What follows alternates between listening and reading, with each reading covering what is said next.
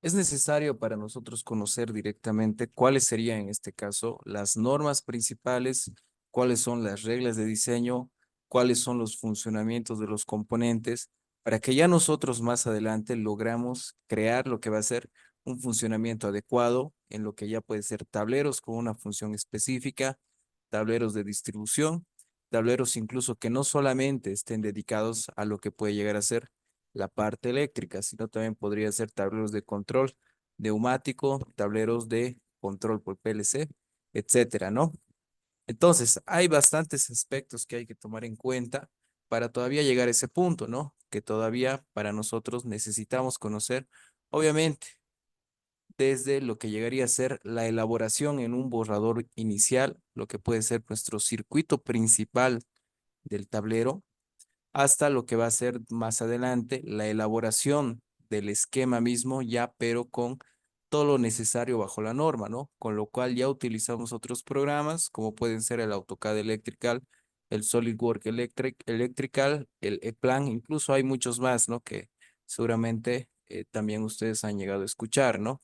Pero estos que estoy mencionando ahora ya nos permiten hacerlo de manera más profesional, ¿no? Y eso es a lo que nos interesa. Lo podemos hacer de manera más ordenada desde la elaboración y el ordenamiento, obviamente, de cada uno de nuestros planos, en este caso, o mejor llamados esquemas eléctricos, la creación de la plantilla misma según la empresa en la cual estemos trabajando o nuestra propia empresa tal vez para una presentación, para una aprobación también, ¿no? Del mismo esquema más adelante en caso de que se vaya a realizar un proyecto, ¿no? De todo esto. Entonces, es necesario conocer esa parte. De la misma manera, es necesario para nosotros ya poder ver de manera física y de manera tangible cómo se van a ordenar todos estos elementos dentro de nuestro tablero, ya que una cosa es, ¿no? Hacer nuestro circuito bien, que funcione, obviamente simularlo, que eso es lo que vamos a hacer en este primer módulo, pero otra cosa muy distinta es ya ver qué componentes se van a utilizar realmente, con qué marcas vamos a estar trabajando, con qué tipo de voltaje vamos a trabajar de acuerdo a la aplicación, ya que obviamente tenemos componentes de 220, tenemos de 110, de 480, de 24 voltios también, pero cada uno se aplica en distintas áreas, ¿no? Distintos tipos de funcionamiento, incluso en distintas regiones del mundo también ya va a ir variando, ¿no? Y sobre todo en funcionamientos, por ejemplo, cuando vamos a hacer un funcionamiento con agua o un funcionamiento que tenga, ¿no? Lo que puede ser humedad del ambiente, ya hay obviamente requerimientos distintos, ¿no? Dentro de nuestro tablero, el grado de protección y también obviamente la corriente o el voltaje con el cual se va a trabajar. Y esto es lo que muy pocas personas hacen, ya que es un conocimiento que muy pocas personas también lo tienen, ya que generalmente lo que hacemos es poner todo a 220 o todo a 24 voltios y mientras funcione está correcto, ¿no? Pero en caso de que llegue a fallar, obviamente si elegimos bien el tipo de corriente o el tipo de voltaje, ya no va a fallar, no va a estar tan propenso a fallar lo que va a ser ya nuestro tablero en este caso. Entonces, esa es una parte muy importante también, ya que según la marca y según el componente que vamos a utilizar, va a tener distinto dimensionamiento, va a tener distintos tamaños. Si vamos a elegir, por ejemplo, un sistema, un circuito que va a necesitar de varios auxiliares de control, entonces hay que ver dónde se van a añadir los auxiliares, cómo lo vamos a hacer. En este caso, vamos a añadir simplemente auxiliares sobre el mismo contactor o vamos a utilizar relés electromagnéticos aparte, en paralelo, para poder aumentar más de estos componentes. Entonces, hay muchos factores que hay que tomar en cuenta para poder crear un circuito que esté bien elaborado, que obviamente se va a plasmar después en lo que va a ser un tablero de control para el funcionamiento adecuado de un proceso. En este primer módulo también recordarles que vamos a estar viendo lo que va a ser la selección y el funcionamiento de lo que va a llegar a ser para nosotros algunos variadores de velocidad, ya que dentro de los arranques más básicos que conocemos, que son arranque directo, inversión de giro, arranque sucesivo, arranque estrella delta, existe también los arranques que pueden ser con arrancadores suaves o con variadores de velocidad, que son claves para nosotros justamente para algunos procesos, ¿no? Para algunos procesos que nosotros tenemos que controlar justamente desde la velocidad del arranque de nuestro proceso hasta el pico máximo, ¿no? De torque y velocidad que se necesita de acuerdo al proceso que vamos a utilizar. Entonces, este primer módulo que vamos a empezar el día de hoy va a ser un módulo bastante complejo y bastante clave para nosotros. Incluso ya con este módulo, uno que ya tiene experiencia, ya se puede ir dando cuenta, ¿no? De todo lo que estamos hablando al respecto, justamente para que ustedes mismos o igual, ¿no? Que si quieran diseñar tableros o proyectos, estén preparados para afrontar eso, ya que varían bastante, ¿no? Los procesos y varía bastante también la lógica que uno puede utilizar para hacer funcionar un tablero respecto a otra persona. La clave aquí, lo que lo vamos a realizar es, obviamente, ya conociendo el funcionamiento, les voy a ir guiando en el transcurso de todos estos días en lo que va a llegar a ser, cómo pueden diseñar, cómo se pueden ahorrar espacio, cómo se pueden ahorrar plata en el dimensionamiento o en lo que va a ser su mismo circuito, ¿no? Quizás se puede trabajar con 20 relés o 20 contactores, como ejemplo les digo, pero lo podemos reducir a 15, podemos reducir, quizás uno piensa trabajar con 5 temporizadores, pero se puede reducir a 2, ¿no? Eso ya viendo el funcionamiento mismo de nuestro circuito y aprovechando al máximo cada uno de estos componentes, cómo va a estar trabajando, ¿no? Que esa es la parte clave para todos nosotros. También es importante mencionar que este módulo es clave, ya que si ya comprendemos en esta sección cómo se elabora un circuito, cómo funcionan nuestros componentes de maniobra, nuestros actuadores, etcétera, ya en el siguiente módulo, que es de la parte de programación, nosotros ya nos vamos a dar cuenta de manera directa cómo se va a programar, cómo funcionan estos automatismos que son los PLCs en la creación misma de la programación ladder, ya que siguen el mismo principio que vamos a ver acá, ya que todo eso se va a basar en contactos abiertos y cerrados. Y lo mismo va a pasar aquí, todo se va a basar en contactos abiertos y cerrados. Entonces nos va a ayudar bastante para poder comprender esa sección. Y lo mismo, ¿no? Como ya lo habían mencionado, en la elaboración o en el ordenamiento de nuestro tablero de los componentes que ya tendríamos seleccionados con este primer y segundo módulo para poder realizar algo tangible, ¿no? Algo que ya se pueda saber cómo se va a ordenar dentro de un tablero que puede ser en 2D o en 3D, ¿no? Que en 3D no es muy necesario, pero lo vamos a hacer también.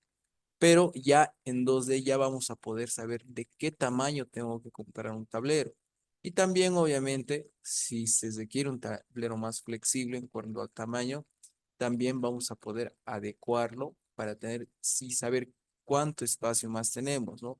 Para un proceso más, tal vez para aumentar en este caso más contactores, para ver, ¿no? Por ejemplo, si se está haciendo, ¿no? En un lugar que es muy caliente, ¿no? Se puede añadir ventiladores, ¿no? Si es un lugar oscuro, ¿cómo se puede hacer un tablero que se autoilumine, ¿no? Por su propia cuenta también, todas estas cosas que son claves, ¿no? En cierta manera, para nosotros poder aplicarlo, ¿no? Entonces, ahí ya lo vamos a ver también. Y en nuestro cuarto módulo, que nosotros seguramente les han informado, vamos a estar trabajando ya de manera física, ¿no? Para poder conocer, poder también probar, ¿no? Distintos circuitos que quizás vamos a armar acá o sus propios circuitos, ya conociendo el cableado, el conexionado, el etiquetado de los cables, ya el etiquetado de las borneras, de los regleteros de bornera, la interpretación, ¿no? O cómo se llevaría desde en este caso, de un esquema eléctrico a un tablero eléctrico, ya que hay varios factores que ahí incluso hay que tomar en cuenta para ahorrarnos cable, para ahorrarnos también lo que va a ser, obviamente, todo esto se traduce en dinero al final en el proyecto, que nosotros como proyectistas al final podemos ahorrar para ganar más o también podemos ahorrarle plata, ¿no? A la persona que nos está contratando y quizás hacerlo de manera más profesional. Ya entonces todo esto lo vamos a ver iniciando de todo esto. Ahora, para poder empezar a crear, para poder empezar a formar nuestros circuitos, todo va a partir desde la interpretación del plano, o todo va a partir desde la interpretación y el funcionamiento de los componentes. ya que los vamos a dividir en dos grupos grandes. Van a ser los componentes de maniobra y los componentes, en este caso, que generalmente yo les llamo salidas actuadores, ¿ya? Los componentes de maniobra van a ser todos estos equipos que en este caso nosotros vamos a realizar algún tipo de cambio físicamente o de manera externa, en el caso de los sensores, pero que va a incurrir ese cambio en lo que va a ser el funcionamiento. Para esto nosotros ya tenemos lo que son pulsadores, sensores, etcétera, ¿no? Pero esos dos grandes grupos son importantes para nosotros. Ahora, para poder comprender esto, nosotros nos vamos a basar en la norma, que igual se ha compartido en la página de internet. Ahí lo pueden descargar de manera gratuita la norma completa, que es, aquí la tenemos, ¿no? La norma IS 6617. Esta es una norma básica en cuanto se refiere a la simbología, al nombramiento de los componentes eléctricos que nosotros vamos a llegar a utilizar, ¿no? Todo este tiempo. Y es una norma súper básica, ya que no solamente vamos a ver estos componentes que tenemos acá en solo la parte eléctrica, sino que también las vamos a poder encontrar estos componentes en circuitos o sistemas neumáticos o electroneumáticos y electrohidráulicos, ¿no? Igual, ¿no? Esta norma nos va a indicar cómo se va a llamar cada uno de sus componentes y nosotros, así ya conociendo el nombramiento de todo esto, vamos a poder interpretar nuestros planos eléctricos. Pero, ¿qué es una norma, no? Esa es una de las preguntas claves que nosotros necesitamos conocer, ¿no? Una norma, directamente lo vamos a resumir, se basa en un lenguaje común que ha sido establecido por lo que puede ser fabricantes de productos, gobiernos, universidades, usuarios y consumidores. Este lenguaje común nos sirve a nosotros para que yo, como ustedes y personas que están en otro lugar que incluso no conocemos, sepamos a qué nos estamos refiriendo en un tema en específico. Por eso existen bastantes normas, ¿no? Normativa eléctrica, normas de diseño mecánico, normas de simbología de soldadura, todo eso lo aprendemos, pero ya conociendo esa norma, sabemos interpretar, ¿no? En el caso de la normativa eléctrica, qué componente es y cómo funciona. En el caso de otra norma, ¿no? Por ejemplo, el que acabo de mencionar de la soldadura, ¿qué tipo de soldadura es, ¿no? También tenemos distintas normas, ¿no? ¿Qué tipo de acabado superficial, etcétera, etcétera, ¿no? Los principales que nosotros podemos llegar a mencionar son la IEC, la UNE, la IEE y una más conocida que tal vez todos hemos escuchado, que es IPNORCA, que es una entidad, ¿no? Que realiza estas cuestiones normativas en nuestro país, ¿no? La que nos va a interesar en este caso o sobre la cual estamos trabajando es la IEC, que es la que nos va a indicar, según su norma IS 6617, los componentes que nosotros estamos trabajando. ¿Ya? ¿Qué me dice la normativa respecto a mi simbología? La presente norma contiene la mayor cantidad de símbolos gráficos que son utilizados en nuestro medio, así como el reemplazo o la eliminación de algunos otros símbolos de acuerdo con normas internacionales. Incluye nueva simbología, los cuales están en concordancia con lo utilizado según las publicaciones de la normativa, ¿no? Hay una parte importante que cabe recalcar que me dice que contiene la mayoría. Entonces, en su totalidad quizás no vamos a encontrar todos los componentes, pero como base de la norma, yo ya con esas partes claves que me va a indicar, ya voy a conocer, por ejemplo, si me llega un sensor de China, que es de donde más últimamente está llegando, quizás todo está en chino, ¿no? En el mismo catálogo, en el mismo componente, pero en un lado va a tener el símbolo del componente en el cual del componente del cual se trata.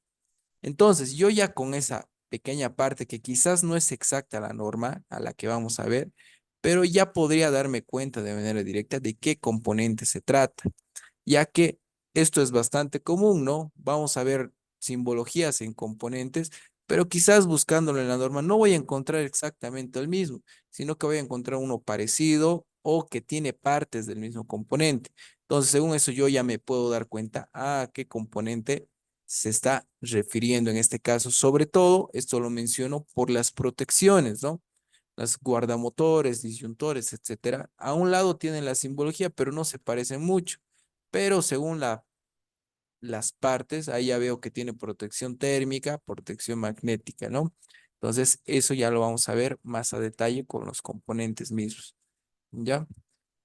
Los símbolos más utilizados, ¿no? Ahí se pueden ver algunas partes de la simbología que se puede estar viendo y como se puede quizás apreciar, todo se basa en contactos abiertos, como pueden ver aquí, abierto en la parte izquierda y cerrados, si se puede notar de mejor manera. Ahí arriba están abiertos y abajo están cerrados. Y esta característica de la normativa es clave para nosotros, ya que con estos contactos, tanto abiertos como cerrados, nosotros vamos a realizar infinidad de sistemas automatizados, simplemente comprendiendo cómo se va a comportar cada uno de estos componentes. ¿Ya? Entonces, ahí tengo, ¿no? Ahí tengo contacto de temporizado a la conexión. Se puede notar que es un poco distinto en la parte izquierda, pero igual es un abierto y un cerrado. Entonces, la misma norma me indica, ¿no? Según sus partes, qué tipo de contacto va a ser o a qué tipo de componente se refiere. Lo mismo en el caso de cortacircuitos fusible, ¿no? Relé de protección térmico magnético, bobinas, seccionadores, disyuntores y motores, ¿no? Que es lo que generalmente nos llega a interesar más.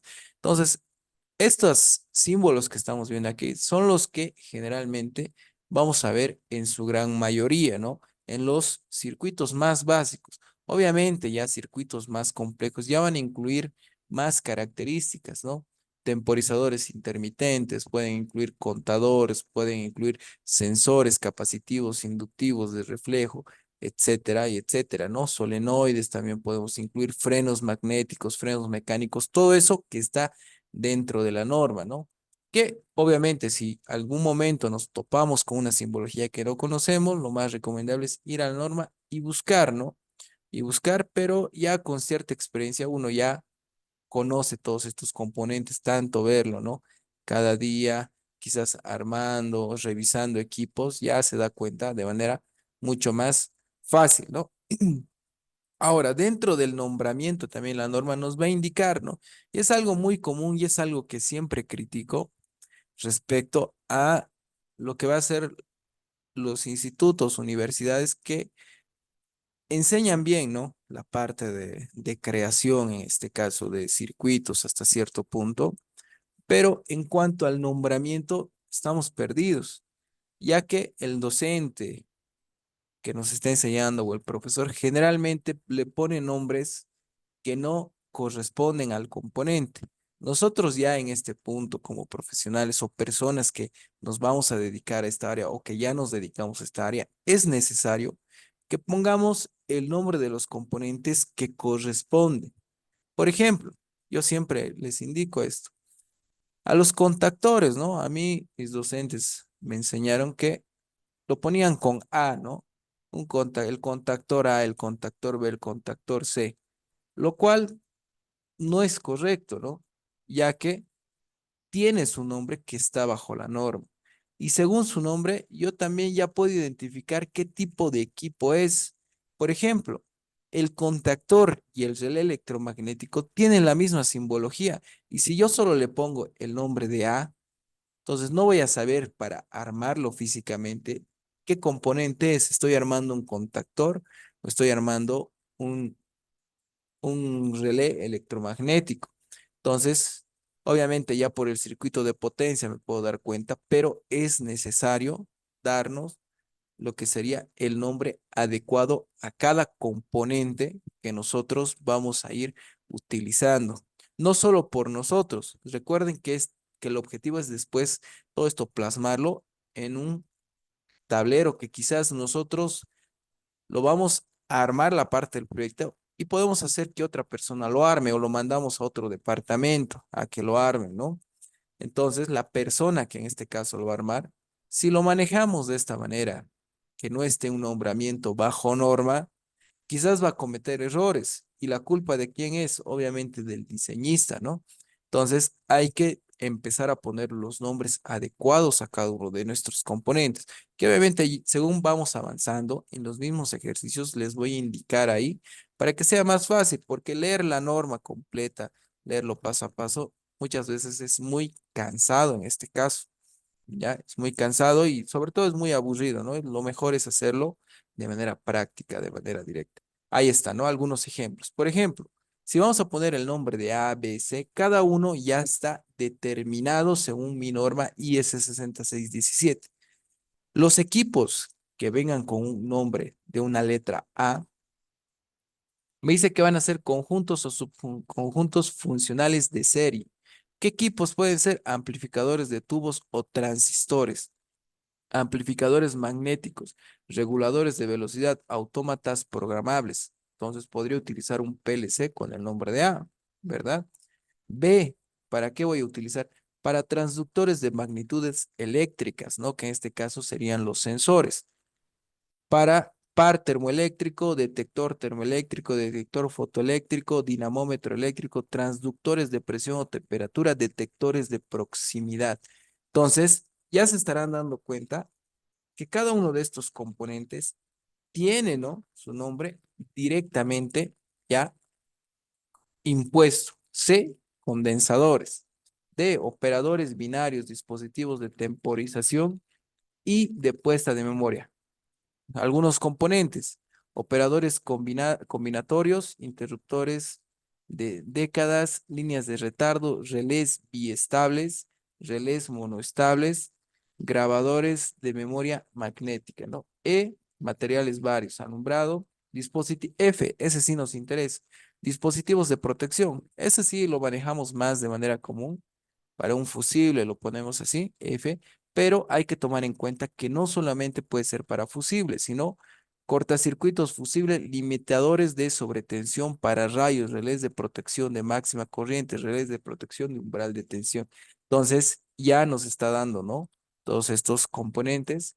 G, generadores, H, dispositivos de señalización, luces, iluminación, sonido, vibración, todos estos indicadores se van a llamar con el nombre de HK, relés de automatismos de control general.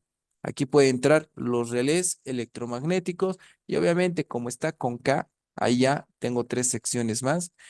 Pueden entrar incluso los contactores con KM para contactores de potencia, ¿no? O relés de potencia, como se puede ver acá. Entonces, ya está quedando un poco más claro, ¿no? ¿Cuál es el objetivo de todo esto? Según el nombramiento que tenga nuestro componente dentro de nuestro esquema, nosotros ya vamos a ver a qué componente se refiere. Y obviamente vamos a entender mejor las referencias cruzadas o relaciones cruzadas, que ahí eso lo vamos a ver de manera más tangente o de manera más objetiva, perdón, en la elaboración de nuestros circuitos. Ahí está. Hay muchísimos, ¿no? Hasta la Z. Con lo cual nosotros ya nos vamos a dar cuenta, pero ustedes lo van a poder leer. La norma, como les indico, está en la página o lo vamos a compartir en el grupo, ¿no? De automatización industrial para que todos ustedes la tengan también y lo puedan revisar, ¿no? Eso ya de manera directa. Ahora sí, entramos a nuestros componentes. Como les he indicado al inicio, vamos a tener dos grupos grandes, los componentes de maniobra que van a estar compuestos por pulsadores, interruptores, finales de carrera y selectores en su gran mayoría. Y lo que van a ser nuestro otro grupo, que son los finales para nuestros actuadores, que van a ser bobinas, relés y contactores. Entonces, son dos grupos bastante grandes que son los principales. Y dentro de cada uno de estos grupos existen varios componentes, ¿no? Por ejemplo, en los componentes, en los pulsadores, vamos a tener de distintos tipos. Vamos a tener pulsadores de contacto abierto, pulsadores de contacto cerrado, ya que son los dos grupos más grandes. Dentro de los interruptores, bueno, esos ya directamente los vamos a mencionar solo como un grupo que van a ser los interruptores on-off. Finales de carrera, aquí es otro grupo bastante grande. que generalmente los vamos a nombrar como sensores mecánicos de posicionamiento, ya que a final de carrera se puede interpretar para otro tipo de componentes adicionales. Y los selectores, ya que estos últimos también vamos a tener de distintos tipos, de 2 posiciones, de tres posiciones, 1, 1, 0, de 2 posiciones, 1, 0, etcétera, etcétera, que según eso va variando el funcionamiento del selector mismo, ¿ya? Dentro de este grupo también vamos a ver sus aplicaciones, ya que cada uno de estos componentes funcionan de manera bastante parecida, pero la aplicación que le vamos a dar es lo que le va a dar la diferencia o la diferenciación en cuanto a cómo va a funcionar. Por ejemplo, los pulsadores momentáneos NA, que son los normalmente abiertos, generalmente los utilizamos como pulsadores de inicio de proceso o generalmente los llamamos como pulsadores de marcha. Y vamos a tener los normalmente cerrados ONC, que van a ser los de parar procesos o como los llamamos pulsadores de parada o también pulsadores de emergencia. Aunque estos últimos, que serían los pulsadores de emergencia, más entrarían al lado de los interruptores. Ya les voy a explicar por qué. Los interruptores, como han visto, como lo hemos mencionado, ya directamente nos sirve para las dos partes, ¿no? Encender o apagar, que eso lo vamos a ver con ejemplos directamente. Finales de carrera, ya para delimitar zonas, ¿no? Para delimitar movimientos. ¿De qué? Pueden ser de carros metaleros, pueden ser de actuadores hidráulicos, neumáticos, pueden ser ya para delimitar, por ejemplo, ascensores también, ¿no? Entonces, así vamos a ir viendo distintos funcionamientos. Y los selectores, su nombre mismo me indica, me van a seleccionar partes de un proceso. Quiero que funcione solo la primera parte, ¿no? O, por ejemplo, un selector de 2 posiciones. En la posición 1 funciona tal proceso. Lo cambio a la posición 2, el proceso 1 se apaga y enciende el proceso 2. Si fuera de 3 posiciones, entonces ya va variando según el funcionamiento que le vamos a ir dando a todos estos componentes, ¿no? Entonces, no sé si hasta este punto hay alguna consulta, hay alguna duda, quizás algo no se ha entendido o tal vez algo que quieran aportar, estimados colegas.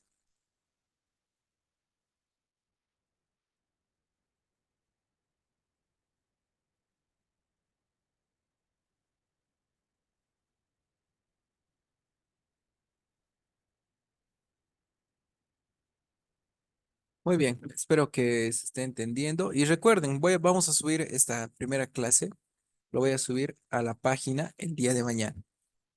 Muy bien. Entonces, ahora sí, voy a entrar al pulsador y lo vamos a ver de manera directa, ya utilizando algunos ejemplos en este caso, ¿ya? Dentro de los programas que me sirven justamente para poder trabajar, poder entender el funcionamiento de mis componentes y obviamente poder simularlo, es este que es el KDesimu, es bastante común, seguramente lo conocen y si no, aquí ya lo vamos a ir viendo.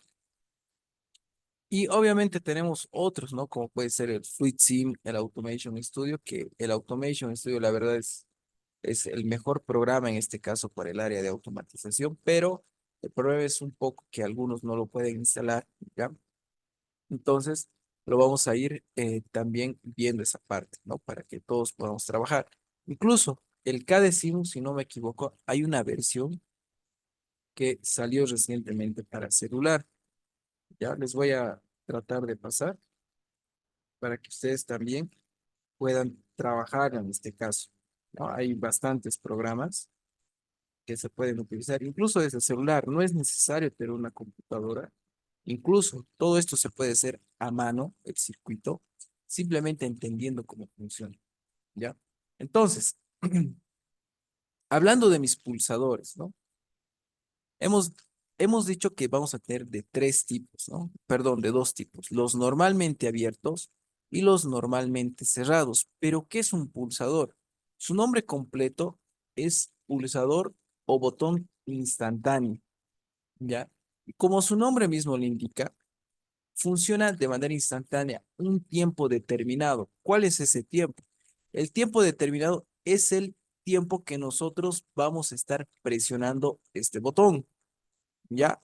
Para que sea mucho más claro, va a ser como un timbre, ¿no? Todos hemos tocado un timbre alguna vez. Cuando yo presiono el timbre, suena lo que va a ser, en este caso, la campana, ¿no? O el timbre mismo, ¿no? Pulso el botón del timbre, el botón instantáneo. Mientras yo lo pulso, suena. Pero si lo dejo de pulsar, obviamente se apaga. Este es exactamente el mismo funcionamiento que de ese timbre que todos o la gran mayoría seguramente hemos visto. Mientras lo presionamos, funciona. Si lo dejo de presionar, deja de funcionar. El normalmente abierto, internamente, va a tener su contacto abierto, como se puede ver acá. Entonces, cuando yo presione el botón de lo que va a ser el pulsador, lo voy a presionar, va a bajar lo que va a ser esta placa que es de metal y esta placa también de aquí. Todo eso lo vamos a juntar, pero internamente lo que está pasando es lo siguiente. Por ejemplo, aquí puedo llegar a tener mi línea eléctrica, y aquí voy a tener mi neutro,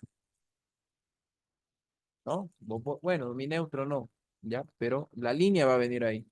Entonces, en un circuito abierto no pasa corriente, entonces la corriente va a quedarse aquí. Pero como yo lo voy a cerrar, como está abierto con presión, estas dos placas o estas tres placas se van a unir de tal manera que la corriente va a fluir aguas abajo. Lo mismo pasa con mi pulsador.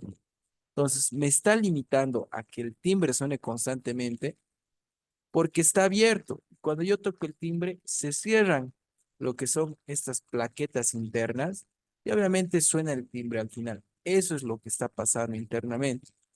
Y cuando tengo un contacto cerrado NC, lo que pasa es todo lo contrario, ¿no? Aunque aquí estaría mal ubicado, debería ser de este lado la placa, pero igual, para el ejemplo, ¿no? Cuando yo lo presione, es como si lo presionara de este lado, ¿no? Y en vez de que se cierre, si yo lo presiono, va a subir esto aquí y se va a abrir. Y el mismo ejemplo, la corriente, en este caso, ya no va a pasar aguas abajo porque el circuito está abierto. Ahora, esa es una parte clave que es necesario comprenderlo bien, ya que como hemos mencionado, todos mis circuitos van a basarse en contactos, o todos mis componentes, perdón, contactos abiertos, contactos cerrados. Ya. Ahora, la simbología. La simbología para nosotros es súper importante. ¿Por qué? Porque en un esquema como el que tengo aquí, yo ya puedo determinar por la misma simbología que se trata de un pulsador. ¿Qué tipo de pulsador?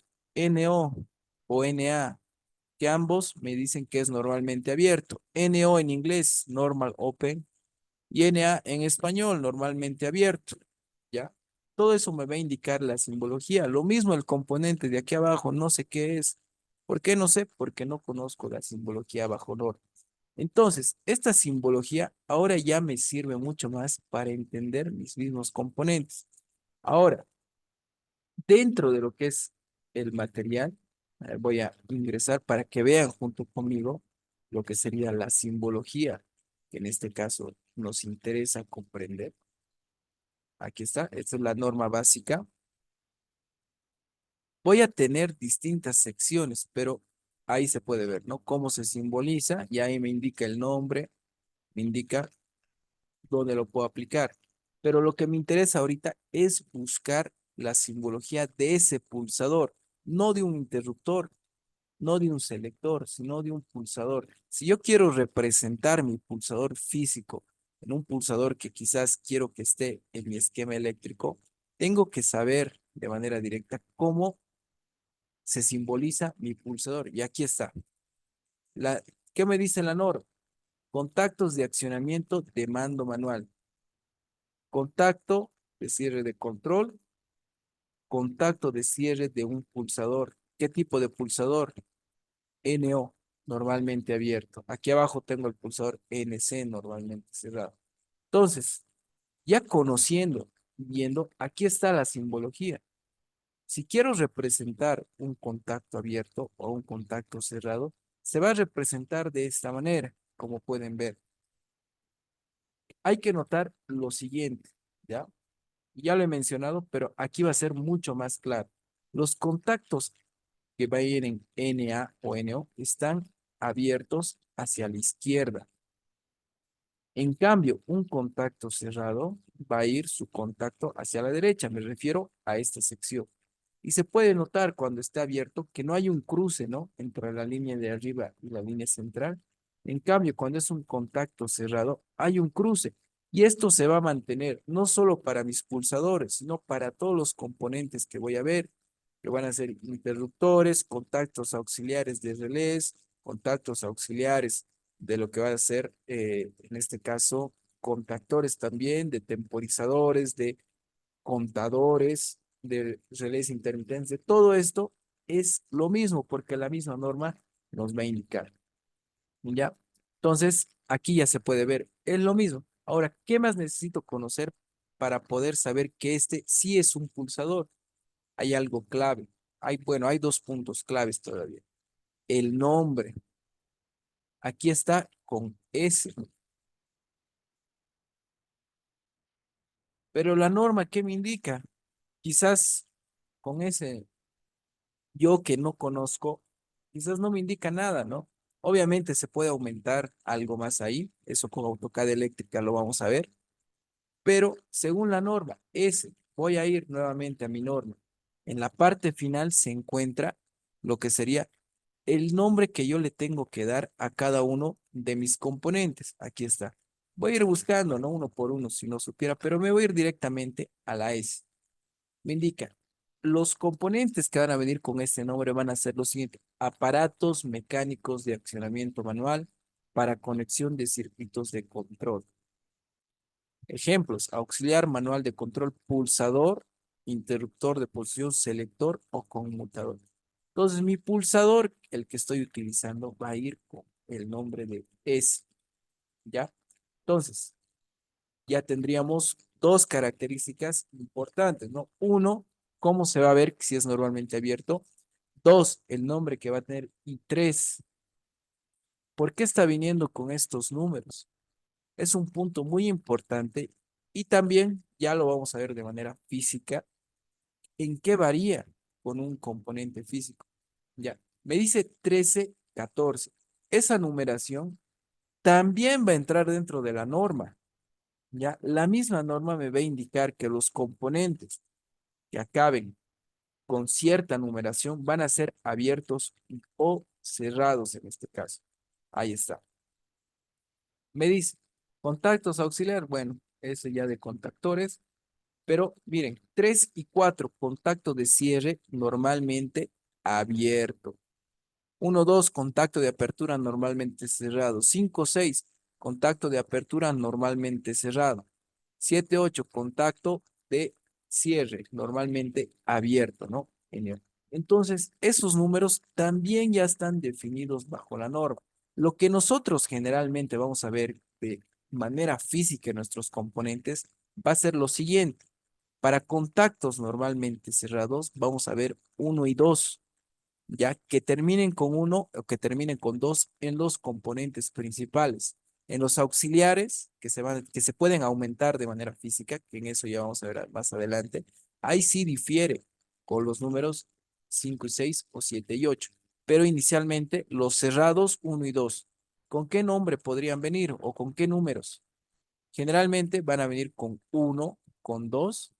También los vamos a encontrar con 11, con 12 y más común con 21 y 22. Todo esto ya en el contacto principal, ¿ya? Y esta terminación 1 y 2 se repite y me indica que es normalmente cerrado. En cambio, en los contactos normalmente abiertos, lo más común que vamos a encontrar va a ser 3, 4, 13, 14. Estos son los más comunes, ¿ya? Incluso, ¿no? 23, 24, pero esos no, generalmente no los vamos a ver. Estos son los más comunes. 3, 4, 13, 14. Miren, la misma terminación, 3, 4, 3, 3, 4, 4. Esto me va a indicar que es normalmente abierto, NO o NA. Generalmente lo vamos a encontrar con NO, porque en inglés va a venir, que es más universal que el español, ¿no? Entonces, si yo ya veo un componente que me indica que es 3 4 ya sé que es normalmente abierto o 13 14. Entonces, eso es un punto importante para nosotros. Ahora, volviendo nuevamente a nuestro ejemplo, el pulsador, aquí lo tengo. Ya sé el nombre de que viene. Es un pulsador momentáneo, la simbología igual y el nombramiento 1314 normalmente abierto. Todo correcto. Si alguien le pone otro nombre, generalmente o no lo ha hecho bajo norma o quizás no sabe la norma. Ahora, para hacerlo esto todavía mucho más real, mucho más apegado a lo que quizás nos interesa, que es acercarnos a un circuito real, para que la persona que arme este circuito después lo arme mucho más fácil e interprete el plano más fácil o el esquema, este mismo componente no va a venir con 13 14. Generalmente los pulsadores que podemos encontrar, que podemos ir a comprar, en la parte de atrás, ya en los videos les voy a mostrar, ahí viene, ¿no? Lo voy a dibujar bien, ya, para que se vea mucho mejor. El contacto que viene en la parte de atrás viene de la siguiente manera. Es el que nos va a mandar que sea normalmente abierto o normalmente cerrado. Así bien.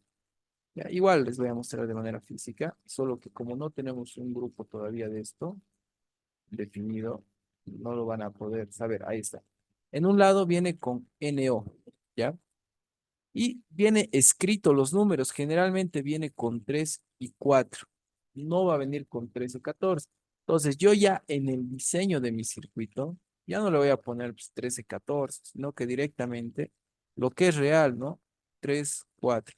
Entonces, la persona ya se va a dar cuenta cómo tiene que cablear, ¿no? Ya que esto después se va a hacer un cableado.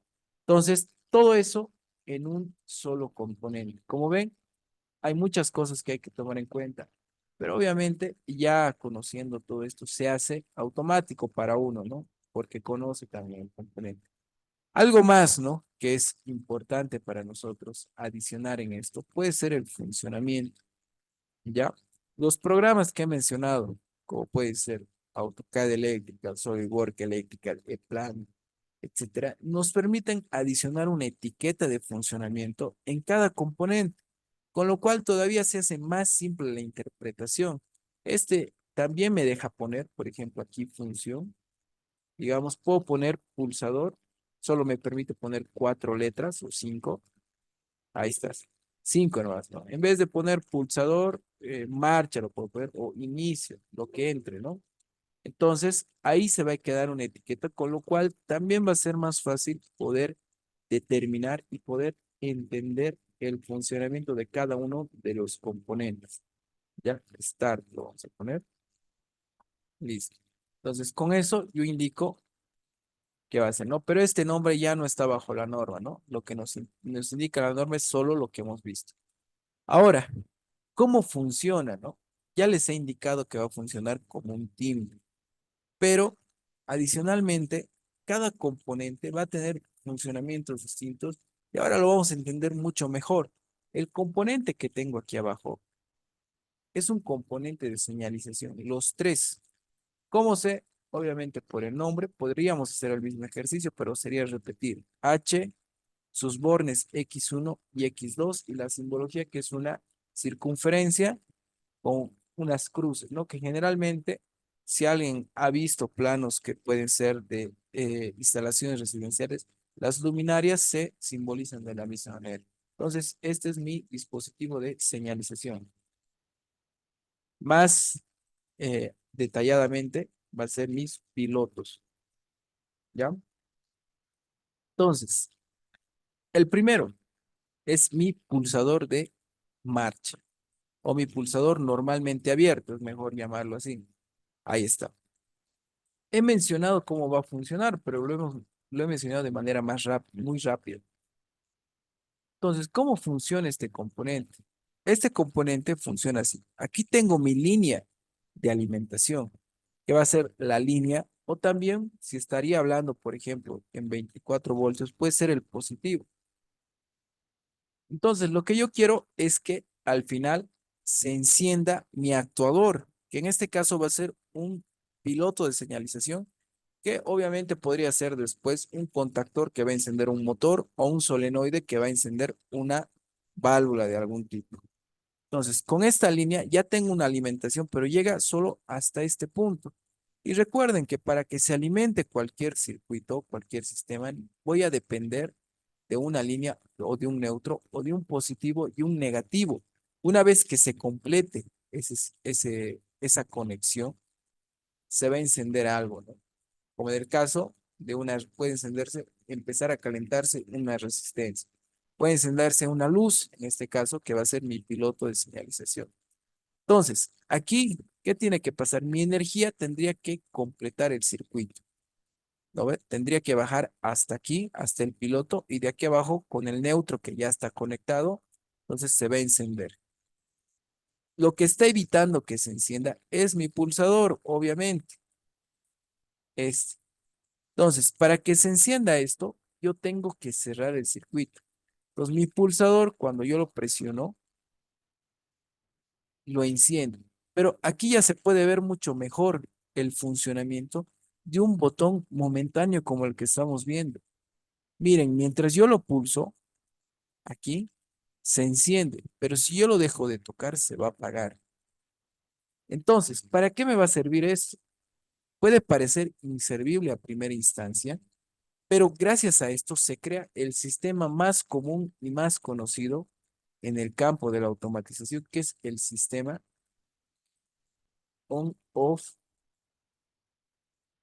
de inicio o marcha de un proceso. El sistema on-off es un sistema muy conocido. ¿Por qué se llama on-off? Porque va a depender de dos botones. Uno que va a ser el de inicio, que es el on, que va a encender el proceso, y uno que es el off, que es el proceso o el botón de parada. ¿Ya? Es un sistema muy común.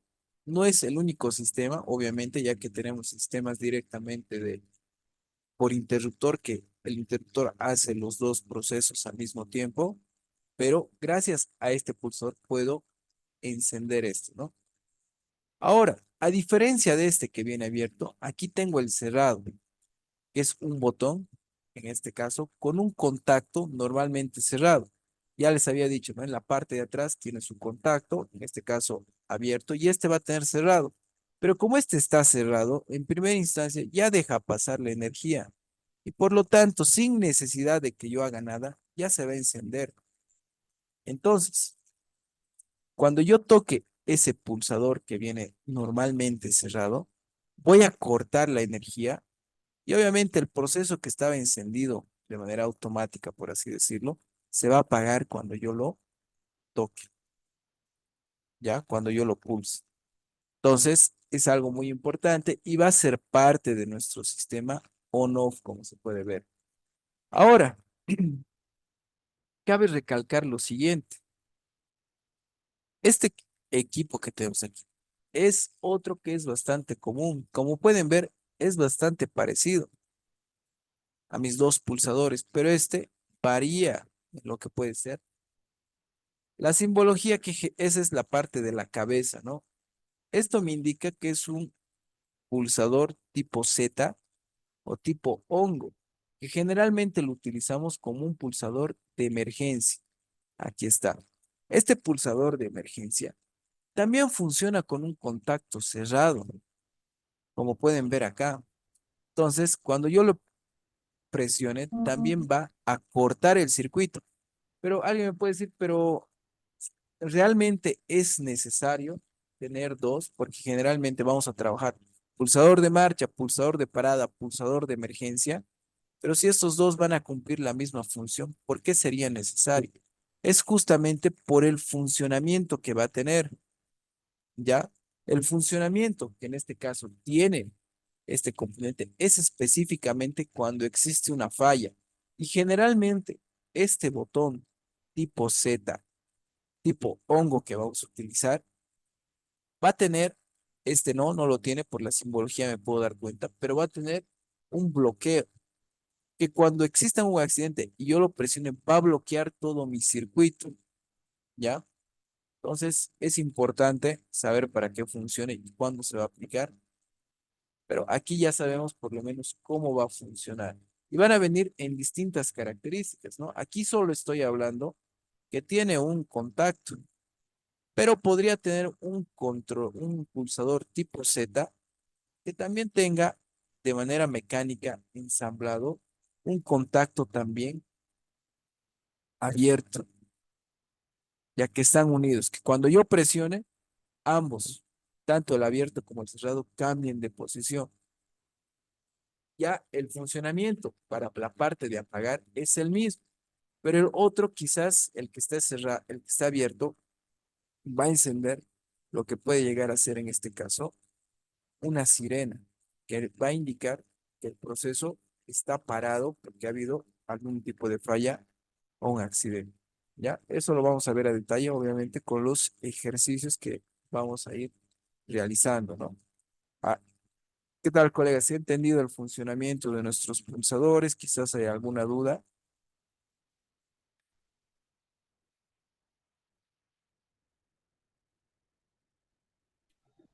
Bueno, Che, ¿Qué tal? Buenas noches. una pregunta. Tengo un selector de tres posiciones que sería apagado, automático y manual. ¿Cómo sería su diagrama? Ya, muy bien. Mira, en el caso de los selectores, vamos a ver, creo que aquí abajo teníamos el caso de selectores. Déjame revisar. Parece que no. Aquí está, a la derecha. A veces está como un interruptor, perdón. Ya lo voy a mostrar el selector y ahí se va a entender mucho más claro. De tres posiciones, me dices, ¿no? Ahí está. Este va a ser el de tres posiciones, ¿no? Generalmente, este, por ejemplo, aquí me indica que son tres posiciones, pero cada posición va a realizar un trabajo distinto. Ya hay interruptores o selectores en este caso que van a venir con tres posiciones de la siguiente manera. Ya, uno, cero, dos. Ya, que este es el que generalmente se utiliza para el proceso que vos estás mencionando. Ya, en la parte central, o sea, si yo lo mantengo mi selector en esta posición, que aquí sería posición uno y aquí sería posición 2, aquí no hace nada. ¿No ves? Este es como si estuviera apagado. Generalmente en el caso de bombas podemos utilizarlo. Pero cuando yo lo cambio a la posición uno va a encender, o sea, va a dejar la apertura de energía libre para este lado. Pero del otro lado, obviamente, lo va a dejar abierto, ¿ya? Y el otro, volvemos, si quiero ir al otro circuito, tengo que nuevamente girar lo que va a ser la perilla, o en este caso, tiene una tipo manivela, ¿no? Como esto. Tengo que girarlo al otro lado y ahí va a iniciar el otro proceso, ¿no? Como les he indicado, este selector generalmente lo utilizamos, ¿no? En bombas o en circuitos de arranque de motores también, que no quiero que sea un sistema on-off, sino que sea un sistema tipo interruptor, ¿ya? Pero esta es la simbología, esta es la que puedes encontrar. Este es de dos posiciones, este es de tres posiciones, pero las tres tienen funcionamiento. Esta es la que generalmente venden, ¿ya? Es una posición al aire, o sea, no hace nada. La posición de la izquierda enciende y la posición de la derecha también puede encender un proceso. Pero si quiero apagar todo, voy a la posición central. Ahora, algo muy interesante de estos selectores que ha mencionado el colega es que en la parte de atrás, ya, a ver, me puedo volver a dibujar ya que no les puedo mostrar imagen porque, como les dije, no hemos armado un grupo para mandarles todavía. Voy a tener lo siguiente. Hace rato les he mencionado que teníamos, ¿no? Un contacto abierto y otro abierto en el botón. En el caso de los selectores tenemos dos espacios, al igual que en el pulsador, pero aquí los usamos los dos. Y estos dos son NO. Este igual es NO.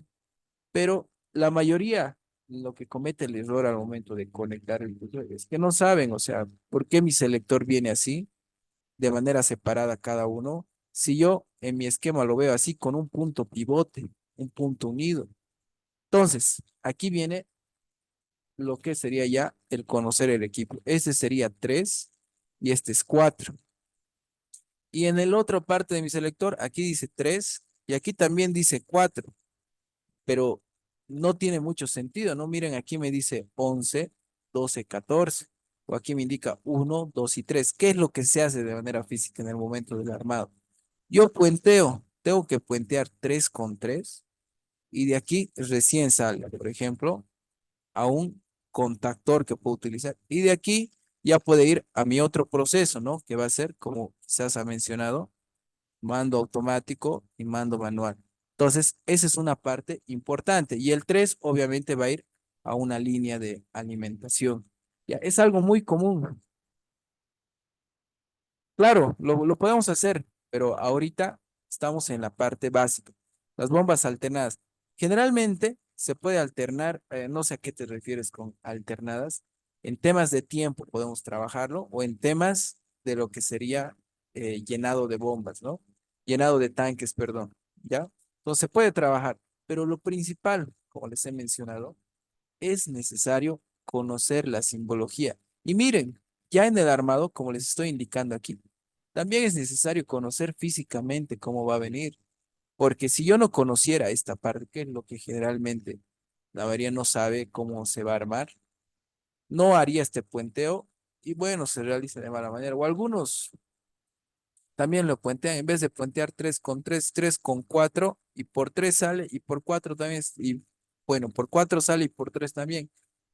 Y me dice, no, pero no pasa nada, Inge, igual funciona, ¿ves? Pero la cosa es ahí la interpretación, ya al hacer mantenimiento quizás puede cometer, o sea, estamos susceptibles a algún tipo de error todavía ahí, ¿ya? Entonces, ese es el tema del selector, esas pueden ser las simbologías y mucho depende del programa con el cual se va a utilizar o se ha hecho la simbología, pero ahí vendría, ¿no? Selector o conmutador, lo podemos utilizar de las mismas maneras, ¿no? Ahora, para el tema de las bombas alternadas que me estás comentando, estimado Gonzalo, habría que ver bien el funcionamiento, cómo se alternan. Se alternan por tiempos, se alternan por hora de funcionamiento. Entonces, es un circuito o es un sistema muy común.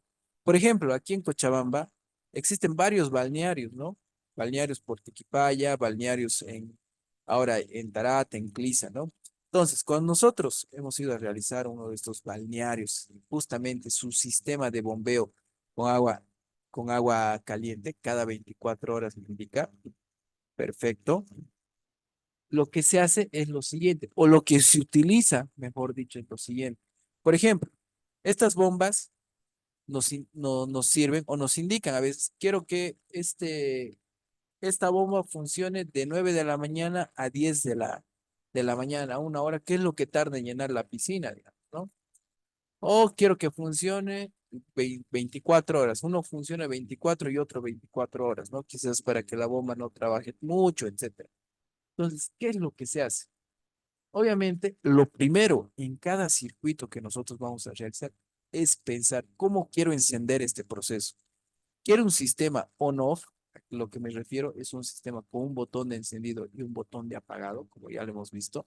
O quiero un sistema directamente con un interruptor, ya que el interruptor lo enciende todo y lo apaga todo en el tema de las luces, como el tema de las luces.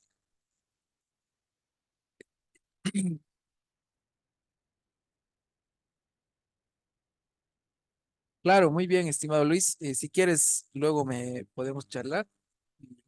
Ahí podemos charlar también, o pueden mandar sus circuitos, como siempre lo menciono, pasen sus circuitos cuando hacemos en el curso o algunos procesos que quizás quieran realizar y los realizamos, ya porque es clave entender y se van a dar cuenta que todo proceso funciona de la misma manera. Ya, entonces, primero, ¿cómo inicio el proceso? Lo quiero iniciar con un sistema on-off o con un interruptor. En este caso, yo voy a decir con un interruptor para hacerlo más fácil. Ese interruptor me indica que va a ser un proceso de encendido continuo en un lado. Luego les explico eso. Entonces ya tengo mi sistema. Mi interruptor en este caso va a ser un normalmente abierto y se va a simbolizar de dos maneras. Puede simbolizarse así.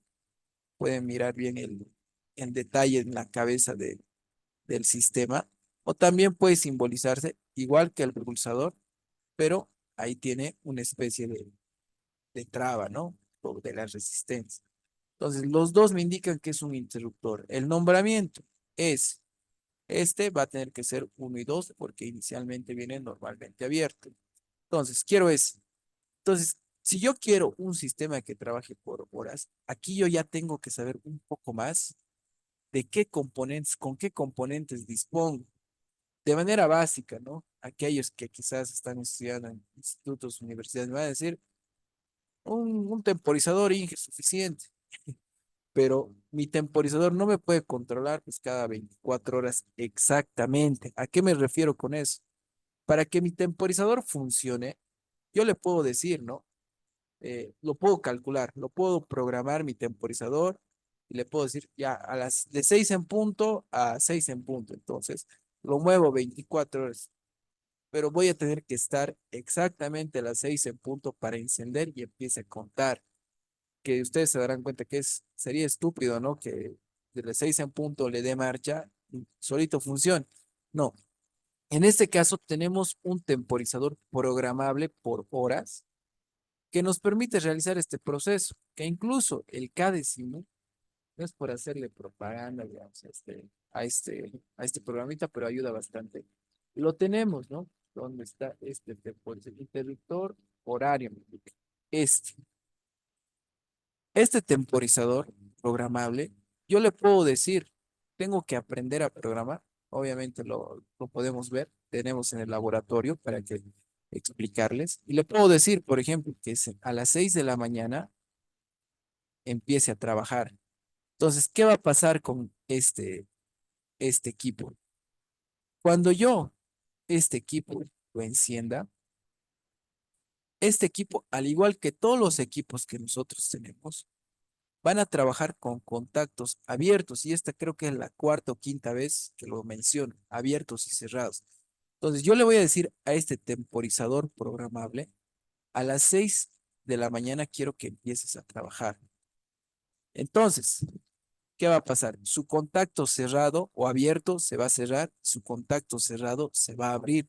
Entonces, si yo quiero encender algo, trabajaría con qué? Con el contacto abierto, obviamente. 6 AM se va a cerrar. Pues aquí abajo voy a tener mi contactor que en su parte de potencia va a alimentar una bomba. Y le digo que funcione de 6 AM del día lunes, por ejemplo, a 6 AM del día martes. Lo puedes programar ahí.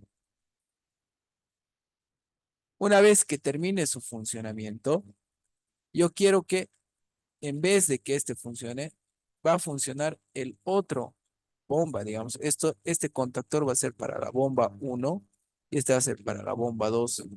Entonces, va a trabajar de manera intermitente, ¿no? Cuando este se accione, este se va a cerrar, este se va a abrir, este lo va a apagar. Cuando este termine de funcionar, este se va a abrir, el otro se va a cerrar y ese sería un sistema básico para poder controlar de manera intermitente distintos tipos de bombas o distintos tipos de procesos, ¿ya? Este sería el recomendable, ¿ya? Para que ustedes quizás lo puedan conocer. Lo vamos a ver más adelante, ¿ya? Pero como me han preguntado, se puede hacer de esa manera. Ya decidiendo, ¿no?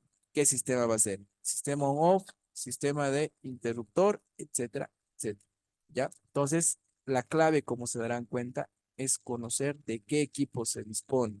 Por ejemplo, existen sistemas de control de riego también, ¿no? Por ejemplo, ya en casas, por ejemplo, que son de personas que tienen dinero, tienen su pasto, ¿no? Que ellos nunca quieren que se seque. Y obviamente automáticamente se enciende lo que es su sistema de riego. Es porque utilizan este componente, ese interruptor. También se darán cuenta, ¿no? Que hay letreros luminosos en las calles para negocios que se encienden de manera automática a las 7 de la noche. Se puede utilizar esto o se puede utilizar este sí, en caso de hora, pero en el caso de que queremos que se enciende cuando se oscurezca con la célula fotoeléctrica, también se puede hacer todas estas mismas aplicaciones. Entonces, tenemos varias opciones para poder crear distintos procesos, ¿ya? Incluso alguien me puede decir, con un PLC, sí, pero no voy a comprar un PLC de más de 800 bolivianos para simplemente encender dos bombas. Cuando este interruptor de aquí cuesta 90 bolivianos, o este temporizador. Entonces, es algo estúpido, ¿no? 90, contactor, 120, unos buenos nomás, tanda media, 120 más 120, 240, mi interruptor, 19 bolivianos, y mi cable, que no voy a utilizar más de 5 metros, entre la línea y el neutro, ya se harían algo de 300 bolivianos. Un tablero pequeñito no me va a costar ni 100 bolivianos, 400 bolivianos. ¿Cuánto tardas en hacer eso? Un rato, no medio día. Ya puedes cobrar 500, digamos, por este trabajito, hasta 600, ¿no? Y ahí ya. Eso lo vemos en el último módulo, ¿no? Cómo pueden ahorrar y cobrar para ganar más. Entonces, igual, ¿no? Pero todo parte de conocer el circuito. ¿Cómo lo voy a armar? ¿Cuáles son los componentes que me facilitan a esto, a este proceso? ¿Cómo me ahorro plata para ganar más plata al final de cuentas? O para que el proceso funcione exactamente como yo quería. ¿Ya? Espero que haya quedado claro. Y si no conocían este, les sugiero que lo investiguen, lo vean, ¿no? En el mercado lo pueden encontrar, donde venden equipos eléctricos. Ellos lo conocen como temporizador digital, o ¿ya? Para alumbrado público, igual, les van a dar el mismo, ¿ya? Ahora, ¿en qué estábamos? Nuestros interruptores, ¿no? Nuestros pulsadores. Ahora, justamente como pueden ver, este ya es un interruptor distinto, ¿ya? Por el mismo nombre se puede notar, aunque aquí está como un pulsador. Miren, es la misma simbología. El que lo ha hecho se ha debido equivocar, ¿ya? Entonces, la simbología, voy a buscar acá una simbología de un interruptor y sería este. Como hace rato les he mencionado, ¿no? Se puede notar en la cabeza que difiere del interruptor. Entonces, nuevamente, ¿no? Si uno desea, puede revisar, ir a la norma y se va a dar cuenta que mi interruptor tiene su propia simbología también, con lo cual ya no puedo cometer errores o ya no podría equivocarme en este caso. ¿Cómo va a ser? Interruptor de giro de contacto de cierre, interruptor de giro de contacto de apertura. De giro, ahí me indica específicamente, que sería este, ¿no? Miren, es de giro, ¿no? Giro esta parte. Entonces no sería este, sería este que tengo aquí. Entonces ahí hay una variación, ¿no? Lo voy a cambiar, le voy a poner el mismo nombre, S3. Listo. Entonces, la diferencia es que mi interruptor va a mantener la posición, a diferencia de mis pulsadores. Entonces, yo ya no crearía un sistema on-off, sino un sistema directamente de encendido por interruptor, como de las luces que todos tenemos en nuestras casas, ¿no? Solo tengo que presionar el interruptor y ya se enciende la luz. Es lo mismo, es el mismo funcionamiento. Mantiene su posición. También vamos a ver, o ustedes van a encontrarse quizás en algunos circuitos, que mi interruptor va a cambiar de simbología. Va a tener esta parte que es lo que les estaba indicando hace rato. Esta parte me indica que se va a enclavar, ¿ya? O sea que va a mantener su posición. Es un sistema que traba, es su traba, ¿ya? Lo pulso y se va a trabar, pero sería en sistemas de botón, ya no de giro, como en este caso. Entonces, eso ténganlo en cuenta y hay que buscarlo también según la norma. Los nombres igual, ya se darán cuenta que los estamos utilizando varios. Ahora ya, para que quede más claro todo esto, voy a volver un rato a la presentación. Si alguien tiene alguna consulta, me puede interrumpir cuando desee, colegas, para que quizás no pasemos de tema, ¿ya? Ahí está. Bueno, los interruptores, acabamos de ver el funcionamiento, ¿no? Pulsador, la diferencia, interruptor, y ahí está, ¿no? Lo que les decía, la simbología que tiene. Finales de carrera todavía no lo quiero ver. Ya. Esta es una parte muy importante. Son los relés, ¿ya? Relés, bobinas, contactores y solenoides. Ya, nosotros generalmente que si hemos centrado esta capacitación es porque o queremos aprender o quizás tenemos una base, ¿no? Pero un relé, ¿qué es? en este caso, es un equipo electromecánico, ¿ya? Que a nosotros nos sirve para realizar sistemas de control en este caso. Ya su funcionamiento se va a basar de la misma manera que los pulsadores, en contactos abiertos y contactos cerrados. Pero este sistema va a depender de dos partes principales. Uno que es su bobina y otra parte que es obviamente sus contactos, ¿ya? Pero ¿cómo funciona esto? ¿Por qué tiene dos partes, no? Que como ven, y vamos a ver en el contactor mismo, están mecánicamente separadas. Lo que pasa es lo siguiente, cuando yo energizo esta bobina, digamos que aquí tengo línea y aquí llega neutro, ahora sí, se energiza. Esta bobina funciona como un electroimán, como un imán, ya para que se entienda mejor. Cuando este imán funciona, los contactos, ¿no? Tomando el ejemplo que hemos hecho del pulsador, este de aquí arriba que es móvil, se va a pegar a estos por el efecto del imán. ¿Ya? Y obviamente ese contacto que era abierto se va a cerrar. Y pasa lo contrario con los cerrados, ¿no?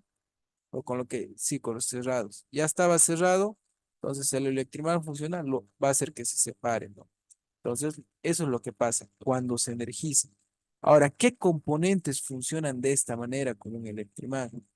Está el contactor, el principal, ¿no? Que nos interesa quizás a la mayoría, que es con lo que hacemos funcionar bombas, motores, etcétera. Los relés electromagnéticos, que solo lo voy a llamar como relé ahora, y los solenoides. Estos componentes, los tres que estoy mencionando, funcionan de la misma manera. Ya son relés en realidad los tres. El contactor específicamente para motores, los relés para control, para el circuito de control, y los solenoides que directamente solo utilizan la parte del funcionamiento del electroimán en válvulas, ya generalmente lo vamos a ver en válvulas, válvulas direccionales, válvulas de control de caudal. Entonces, los tres van a funcionar exactamente de la misma manera. Ahora, en cuanto a la simbología, van a variar, pero el que me interesa en este caso es el contactor. Aquí está. El funcionamiento es exactamente como les he dicho. Y aquí tenemos una pequeña imagen de un contactor chin que es de baja corriente, ¿no? Entonces, la simbología está un poco borroso, disculpen, colegas. Igual lo vamos a ver en el programa, se va a ver mucho mejor. Ahí está. Su simbología de la bobina es esta. Esta es la bobina de mi contactor. Este equipo va a venir al final de mi circuito, ¿no? Imagínense, voy a tener mi pulsador aquí arriba y aquí puedo tener más componentes, pero al final va a venir mi contactor y este de manera directa lo vamos a conectar a neutro o al negativo. Entonces, cuando yo energice aquí, la idea es encender el contactor, pero el contactor lo que me interesa son sus contactos auxiliares, que van a tener de dos tipos, de mando y de potencia. El de mando es el que nos va a servir en este caso para hacer circuitos lógicos, ¿ya? Por ejemplo, quiero que este motor se encienda, luego que cuando este motor se encienda, el otro se apague, ¿no? O esta luz se encienda, el otro motor se apague. Después de un tiempo quiero que se encienda un ventilador, etcétera, etcétera. A ese tipo de lógica nos referimos en la parte de mando. Internamente es exactamente lo que les he indicado. Aquí están sus contactos abiertos de potencia, son estos tres. Y los de mando, que ya les voy a indicar cuándo los vamos a ver. Ya, los cerrados se abren, los abiertos se cierran. Ese es el funcionamiento claro. Ahora, en un circuito, ahí está. Esto es lo que vamos a tener en nuestro contactor. Ese es el contactor. Es un contactor de una marca distinta. Creo que es Schneider, más que todo por los colores. Ya. Pero, ¿qué es lo que tiene? Yo lo que tengo que ver un contactor es donde se va a conectar. Entonces, esta es la bobina. Si yo busco en la simbología, en el nombramiento, para resumirlo, me va a decir que su conexión superior va a ser A1 y la inferior va a ser A2.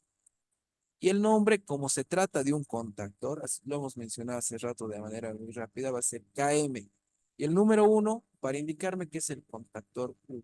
Entonces tengo que buscar dónde está A1 y dónde está A2. Si se fijan bien, aquí está A2 y aquí está A1. Estas posiciones varían de componente en componente, ¿ya? Eso es importante por el momento. Entonces, la idea para mí, mi objetivo es encender este contactor. Sus contactos auxiliares, normalmente abierto y normalmente cerrado.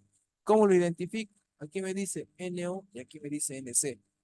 Pero si no tiene eso, solo puede llegar a tener numeración. Aquí si se fijan bien dice 13 y aquí abajo dice 14.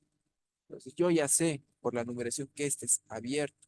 Entonces este con este hacen un contacto normalmente abierto, lo que me indica que internamente tiene sus plaquetas que están abiertas, ¿no? O si ya quiero simbolizarlo de mejor manera, le digo que está así, abierto.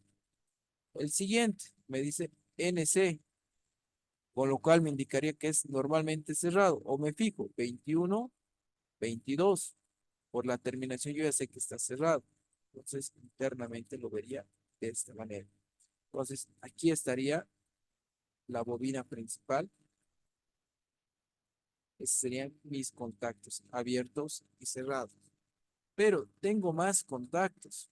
Recuerden que la función de este conductor es energizar mis motores. Entonces, para energizar mis motores trifásicos en este caso, yo necesito obviamente conocer el motor, cómo funciona. ¿Ya? Pero antes, para no confundirnos con lo que tenemos acá, si mi objetivo es encender esta bobina con un sistema on-off como lo que tengo aquí, yo tengo que entender esta, este esquema. Entonces ya es mucho más fácil porque ya hemos visto algunos de los componentes que tenemos acá. Por ejemplo, este es un pulsador de parado, este es un pulsador de emergencia, este es un pulsador de marcha y este es mi contactor. Este KM1, KM1 es una referencia cruzada y por la simbología puedo ver que es el auxiliar normalmente abierto de mi contactor, ¿ya? Sin todavía entrar a por qué se ha distribuido de esa manera o por qué se ha armado de esa manera. Entonces ya se puede entender mucho más. Entonces todo esto, esta disposición se ha hecho ¿para qué? Para eso que voy a energizar. Y aquí está mi motor. Mi motor ya me indica que está girando a la derecha. Pero veamos, está energizado. Su contacto que estaba normalmente abierto se ha cerrado y su contacto que está normalmente cerrado se ha abierto. Le doy parada, se detiene. Entonces, este es el sistema on-off que les he mencionado para un circuito de arranque directo de un motor, ¿ya? Si quieren ver físicamente cómo está, en la página hemos subido un video de este mismo sistema específicamente cómo funciona. ¿Ya? El video les voy a... No, en el grupo de automatización también hemos compartido, ¿verdad?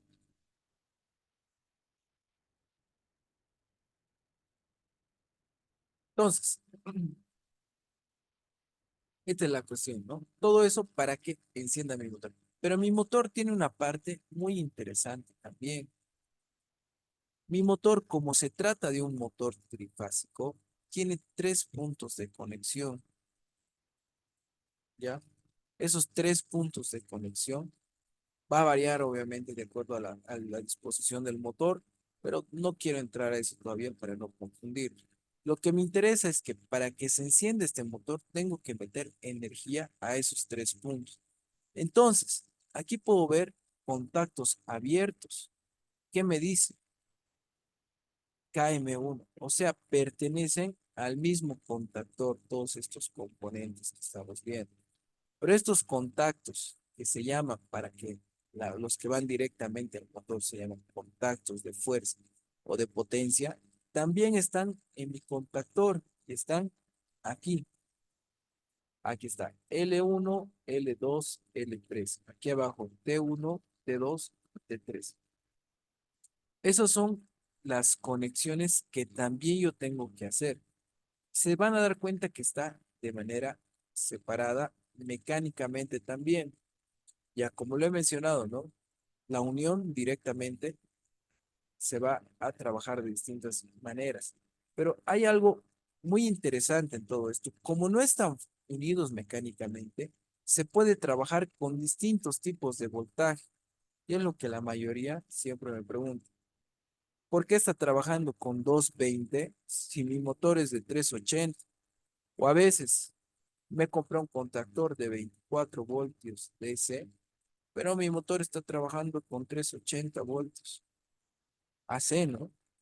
Es justamente por eso, están separados dentro del mismo contactor la parte de control que corresponde a mi bobina o mis contactos auxiliares abiertos y cerrados y la parte de potencia, que una parte importante que hay que mencionar es que cada uno incluso tiene distintas conexiones. Aquí necesito de 3 líneas para poder funcionar. Línea 1, línea 2 y línea 3.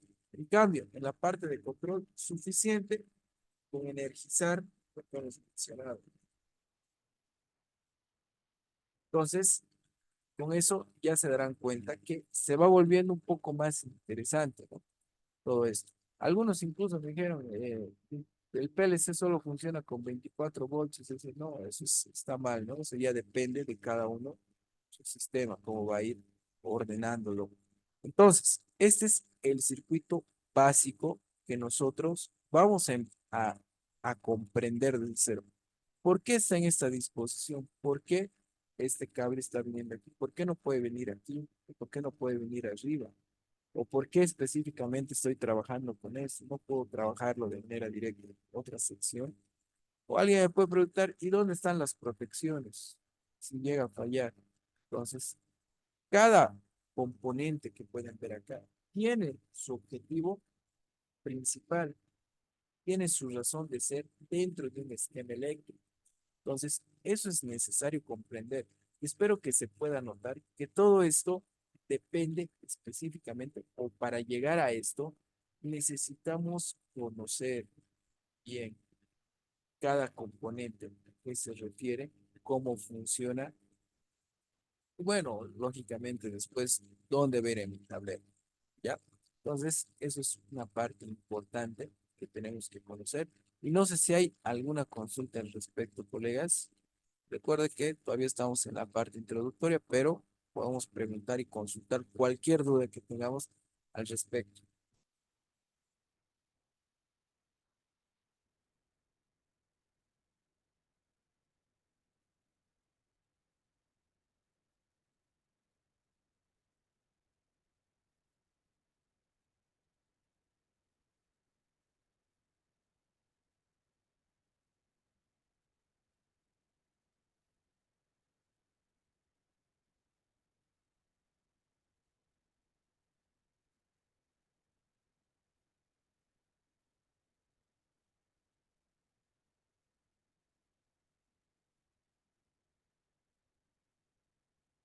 Muy bien, colegas.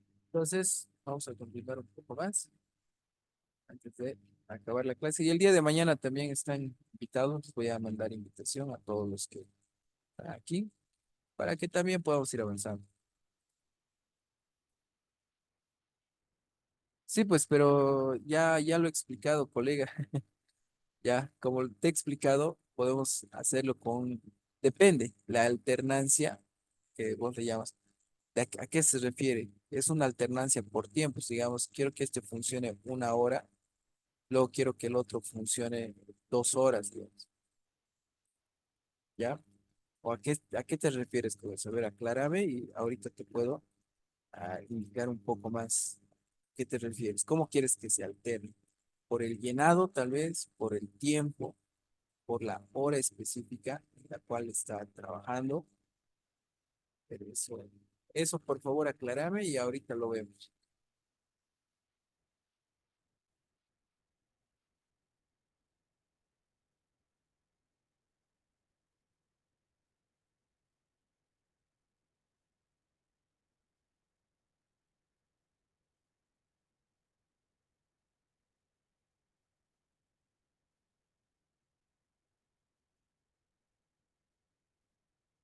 Ya, que funcione solo una por vez. A ver,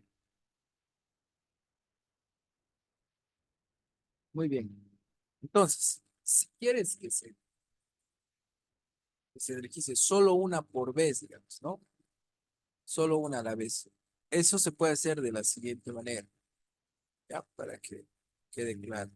Como te dije, ¿en qué sistema lo quiero trabajar? En este caso, puede ser por un sistema manual. Si yo quiero que se alterne cuando yo desee, ¿ya? Hablando de bombas de baja categoría, podría aumentar aquí un pulsador de emergencia por si llega a fallar mi sistema de bombeo, ¿ya? Y aquí directamente por un sistema de selección de dos posiciones. ¿Ya? Que este sea así, ¿no? Ya hemos visto por aquí. Entonces, si quiero que funcione la bomba uno solo sería aquí el contactor de la bomba uno y aquí obviamente va a ir al aire, lo que va a ser mi bomba 2. Este sería para que se alterne, pero cuando yo quiera, ¿no? Yo presiono aquí, va a funcionar la bomba uno. Lo cambio de posición, funciona la bomba 2. Pero eso es cuando yo quiera. Ahora, si quiero que se altere por tiempos, como les he indicado hace rato, puede ser por hora, que una hora funcione uno y otra hora funcione otro. En ese caso, hay que hacerlo con el temporizador programado. Ahora, si quiero que funcione, por ejemplo, 15 minutos esta y luego 15 minutos la otra, existe otro componente incluso que nos ayuda, que es un temporizador intermitente, ¿ya? Eso lo venden también. Ese ya es un poquito más caro, 200 algo está, dependiendo de la marca. Que ahí yo puedo programar, ¿no? Quiero que 15 minutos funcione uno, 15 minutos o 10 minutos, o ya puedo variar el tiempo, funcione el otro. Ya, pero todo parte, como les he enseñado, de conocer cómo quieres que se alterne, por minutos, por horas, directamente, si es por horas, ya hemos visto el temporizador que puedes usar, pero eso ya se puede hacer más adelante, ¿no? Justamente, ¿no? Hace unos meses realicé uno de estos circuitos, pero era para 10 bombas, ¿ya? Me pidieron de Santa Cruz para una invernadero, creo que era, 10 bombas que funcionaban en horarios específicos, no según una tabla de funcionamiento. Ahí obviamente el circuito o el esquema se hace mucho más complicado, pero lo que nos llega a facilitar en este caso era hemos cambiado un sistema con PLC, con lo cual ha sido mucho más directo todo esto, ¿ya? Entonces, hay detalles, ¿no? Hay que conocer todo esto para que nosotros aprendamos, en este caso, a eh, programar, aprendamos a utilizar lo que sería todos nuestros componentes. A ver si les puedo mostrar, si es que lo encuentro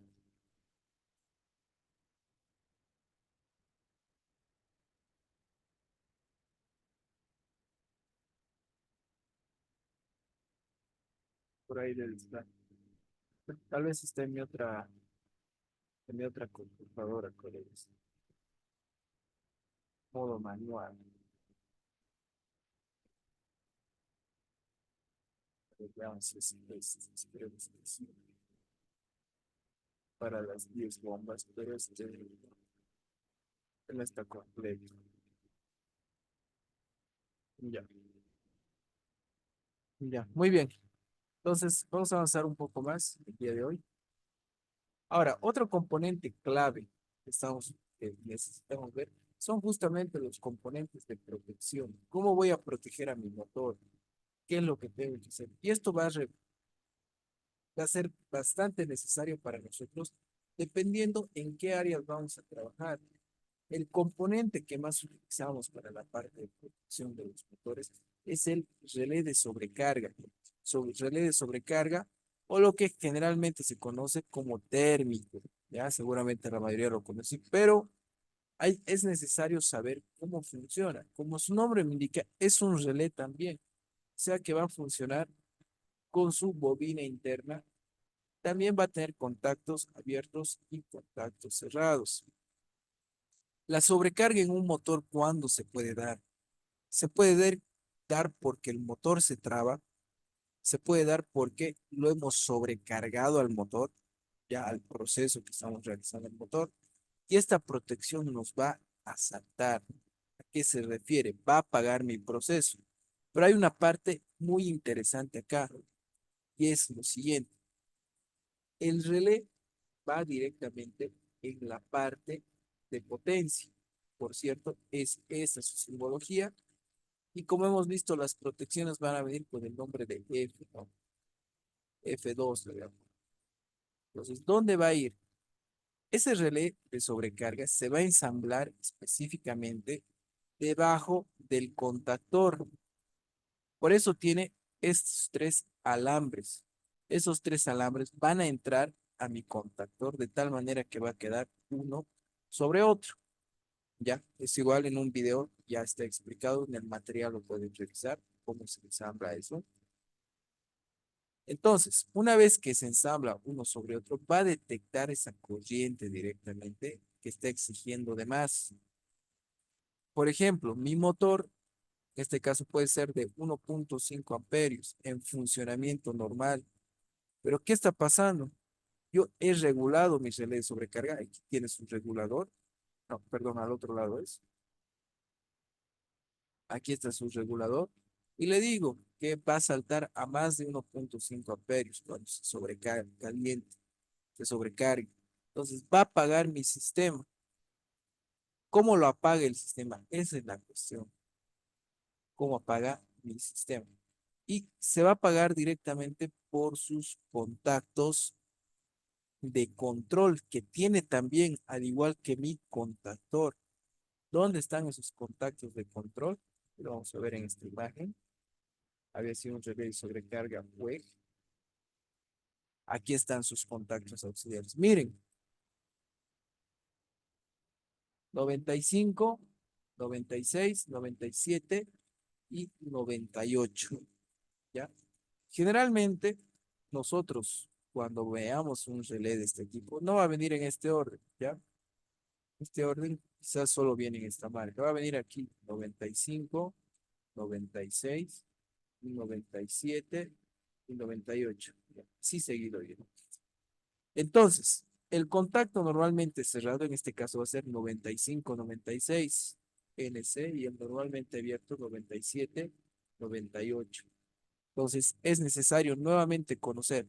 Pero ¿qué pasa? Muchas veces no vamos a tener esta idea y aquí es mucho más complicado, ¿no? No, quizás no se nota nada de eso. Para no cometer errores y estar seguros de qué componente, se hace una prueba de continuidad con lo que es un multímetro, ¿no? Podemos hacer la prueba con multímetro. Donde suene o haya continuidad es el contacto cerrado y donde no suene es el contacto abierto, ¿ya? Pero es una prueba que tiene que ser uno por uno. Entonces, el normalmente cerrado es el que me interesa principalmente.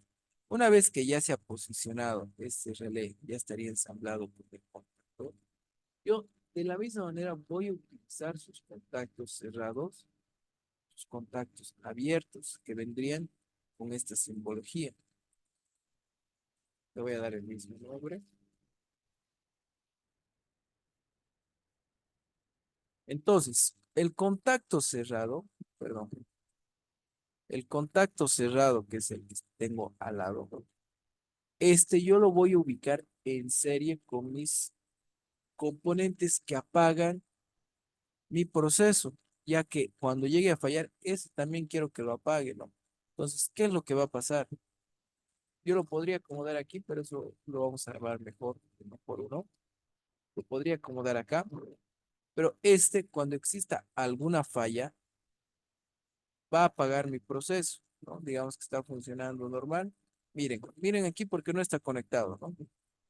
Le voy a dar clic. ¿Qué pasa? El cerrado se abre y el abierto se cierra.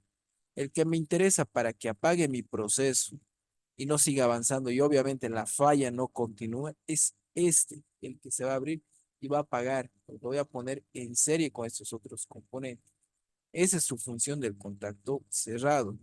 Pero ¿cuál sería la función del contacto abierto? Alguien me indica, pero ¿por qué tiene dos entonces? Solo el cerrado es el que nos interesa. El abierto lo vamos a utilizar de dos maneras. Lo puedo conectar aquí, de la misma manera que este componente abierto.